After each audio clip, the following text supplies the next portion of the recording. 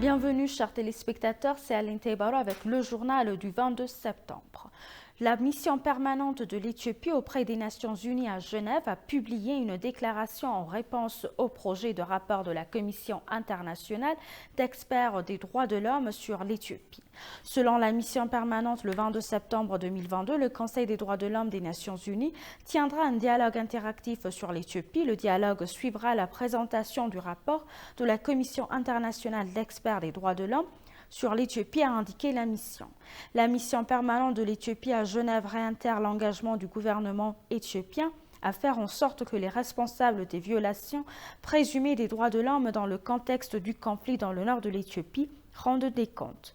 Il convient de rappeler que le Conseil s'est félicité du rapport de l'équipe d'enquête conjointe du HCDH et le HCRC et le gouvernement a mis en place un groupe de travail interministériel pour superviser la mise en œuvre des recommandations contenues dans le rapport de l'ECE.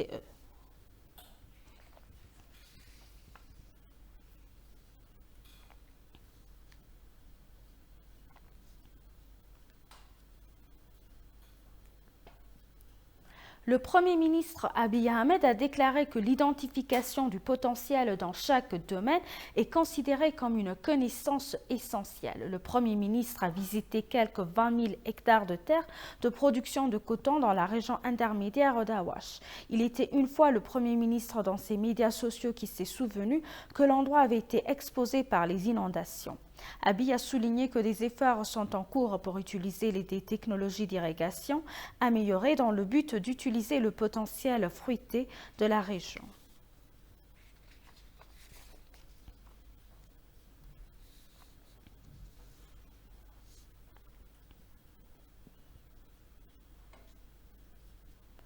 Le vice-premier ministre et ministre des Affaires étrangères de l'Éthiopie, Damak Amakonnen, a déclaré que la coopération et le partenariat étaient vitaux pour la mise en œuvre des objectifs du développement durable des Nations Unies. Il a fait ces remarques lors de la réunion ministérielle du groupe des amis de l'Initiative mondiale pour le développement en marge de l'Assemblée générale des Nations Unies en cours à New York.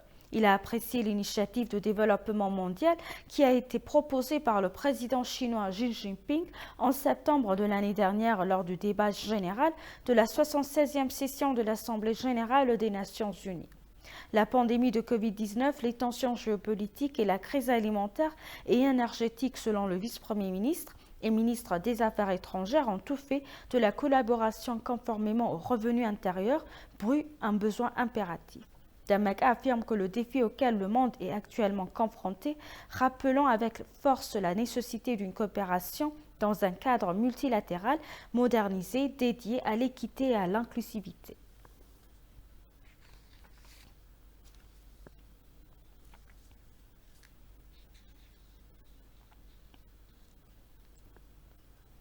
Le vice-premier ministre et ministre des Affaires étrangères Damak Amakonnen a rencontré le conseiller d'État et ministre des Affaires étrangères de Chine Wang Yi à New York en marge de la 77e Assemblée générale des Nations unies.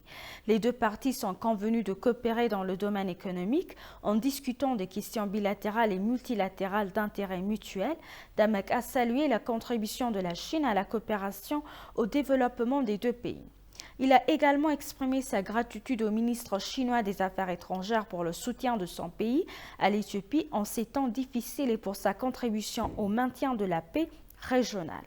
Le conseiller d'État et ministre des Affaires étrangères de Chine, Wang Yi, a pour sa part déclaré que la Chine accorde une grande priorité à ses relations avec l'Éthiopie et a souligné la contribution cruciale de l'Éthiopie à la paix et à la stabilité de la Corne de l'Afrique. Wang Yi a déclaré que la Chine aiderait l'Éthiopie à développer ses capacités et à fournir un soutien humanitaire.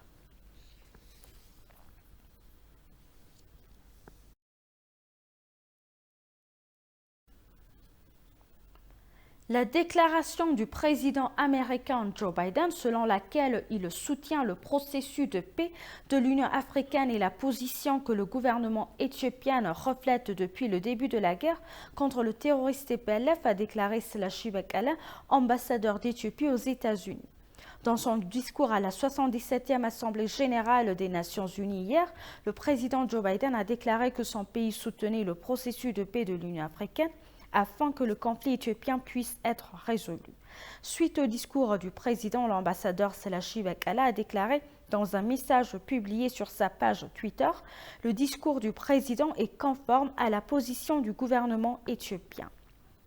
Bien que le gouvernement ait déclaré à plusieurs reprises que la communauté internationale devrait soutenir les efforts de pays de l'Union africaine, on se souvient que le terroriste TPLF d'autre part n'a aucune confiance dans l'Union et a demandé à d'être partie de diriger le processus de paix.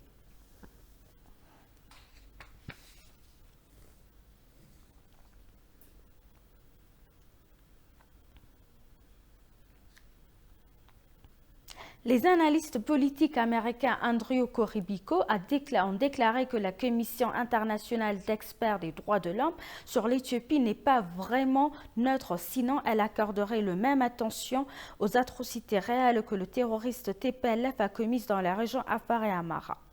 La Commission internationale d'experts des droits de l'homme a imposé à l'Éthiopie une violation des lois internationales, a publié un rapport biaisé, incohérent et politiquement motivé sur l'Éthiopie. S'adressant à l'agence de presse éthiopienne, Korybiko a déclaré que cette position était délibérée et visait à ajouter des munitions à la campagne de guerre de l'information contre l'Éthiopie, en particulier les dirigeants démocratiquement élus et les forces armées sous son commandement. Le fait que la Commission se concentre inclusivement sur les atrocités présumées au Tigray, au lieu d'accorder la même attention aux atrocités réelles commises par le TPLF dans les régions d'Afar et d'Amara, suggère très fortement un programme politique derrière leur dernière publication, a souligné l'analyste.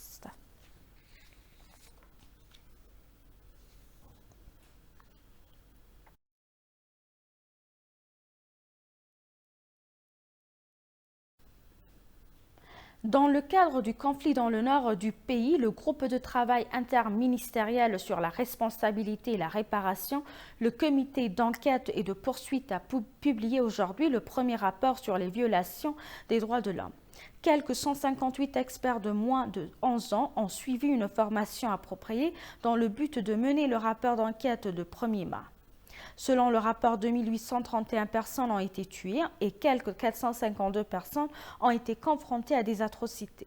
Le rapport indique que quelques 36 personnes sont portées disparues, 26 334 maisons incendiées, plus de 865 quintaux de céréales démolis, 411 000 animaux vivants et plus de 2500 établissements de santé incendiés.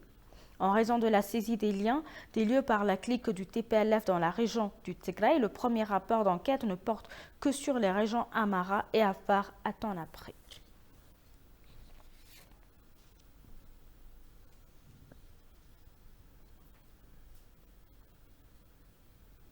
Le ministère des Mines et du Pétrole a annoncé la résilience du contrat avec la société chinoise PolyGCL Petroleum Group Holding Limited en réponse à l'incapacité de l'entreprise en matière technique.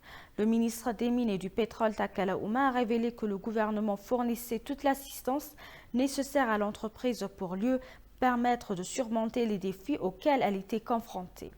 Le ministère des Mines et du Pétrole a publié une liste de conditions à remplir par l'entreprise en rapport avec ses activités.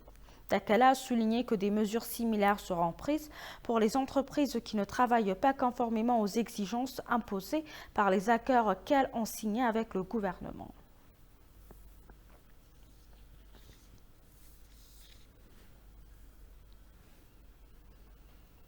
Chers téléspectateurs, nous vous rappelons les titres principaux. La mission permanente de l'Éthiopie auprès de l'Organisation des Nations Unies à Genève a publié une déclaration.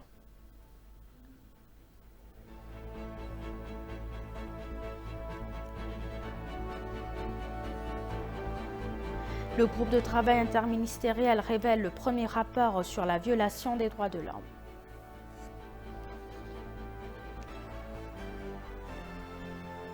Merci chers téléspectateurs, c'est la fin du journal, c'était Aline Taïbaro avec le journal, restez avec nous avec le reste des programmes, bonne journée.